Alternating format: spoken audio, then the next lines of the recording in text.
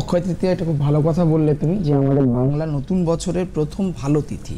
মানে আমি সবসময় তিথিগুলোতে ভীষণভাবে জোর দিই, কারণ এই তিথিগুলোতে এমন কিছু স্পেশাল কাজ করা যায় যেখান থেকে আমরা আমাদের গ্রহ সংস্কার করতে পারবো, আমাদের বাস্তুর সংস্কার করতে পারবো।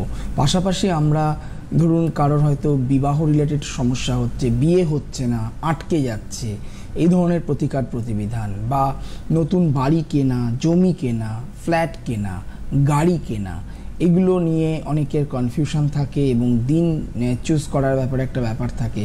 তো এই অক্ষয় তৃতীয়া একটা খুব শুভ সময়, এবং অনেকেই মানে চোখ বন্ধ করে প্রত্যেকটা মানুষ বলেন যে ধনতেরাস এবং অক্ষয় তৃতীয়ায় সোনা কিনতে হয়, কিন্তু কিনতে হয় আরও অনেক জিনিস, এবং কিছু জিনিস বাড়িতে বসে আপনারা চেষ্টা করবেন এগুলোকে একটু আগে থেকে, অক্ষয় তৃতীয়ার আগে থেকে এগুলো সরিয়ে রাখতে।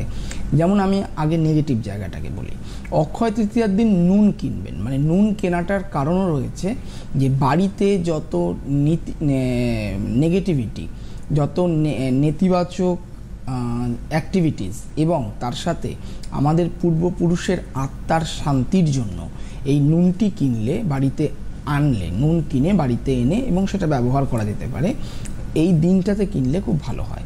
2 নম্বর যেটা, সেটা হচ্ছে যে এই দিনকে কালো রং বা যে কোনো কালচে টাইপের কালার, যেমন ডিপ নেভি ব্লু হতে পারে, ডিপ চকলেট হতে পারে, কালো রং হতে পারে, বেগুনি রং হতে পারে, ভায়োলেট কালার, ভেলভেট কালার, এই সমস্ত কালারগুলো যতটা পারবেন এই দিনটা অ্যাভয়েড করবেন।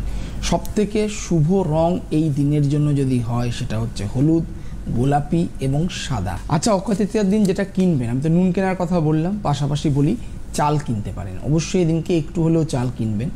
আর হচ্ছে বাড়িতে যাদের ঘট আছে বা কারোর পোস্ট অফিস অ্যাকাউন্ট রয়েছে বা ব্যাংক অ্যাকাউন্ট রয়েছে, এদিনকে 100 টাকা হলেও ডিপোজিট করবেন, জমা করবেন, খুব ভালো ফল পাওয়া যায়। বলা হয় যে মা লক্ষ্মী এতে সন্তুষ্ট হচ্ছেন, আপনার অর্থ বাড়বে। এমনি এমনি কি বাড়বে, কর্মের সফলতা আসবে, সেখান থেকে অর্থটা বাড়বে। আর নতুন জিনিস, যে কোনো নতুন জিনিস বাড়ির জন্য কিনতে পারেন, সেটা যে কোনো কিছু, মানে সেটা ইলেকট্রনিক্স জিনিস হতে পারে, আপনার ঘড়ি হতে পারে, কোনো বাসনপত্র হতে পারে, যে কোনো ধরনের জিনিস কিনবেন। একটু হলেও রূপো কেনার চেষ্টা করবেন, সোনার দাম এখন অনেকটাই ঊর্ধ্বমুখী, যারা সোনা কিনতে পারছেন না তারা রূপো কেনার চেষ্টা করবেন। আর এই দিনটাতে খুব ভালো হয় নিয়ারেস্ট কোনো ভালো, যে কোনো ভালো মন্দির গিয়ে দর্শন করা, এবং যারা গরিব দুঃখী ভিখারি মানুষ রয়েছেন তাদেরকে কিছু খাদ্য খাওয়ানো, খাবার খাওয়ানো। একেবারেই টাকা পয়সা হাতে দেবেন না, কিছু খাবার কিনে বা বাড়ি থেকে কিছু খাবার তৈরি করে তাদেরকে খাওয়াতে পারেন। এটা অক্ষয় তৃতীয়ার দিন, এটা ভালো হবে।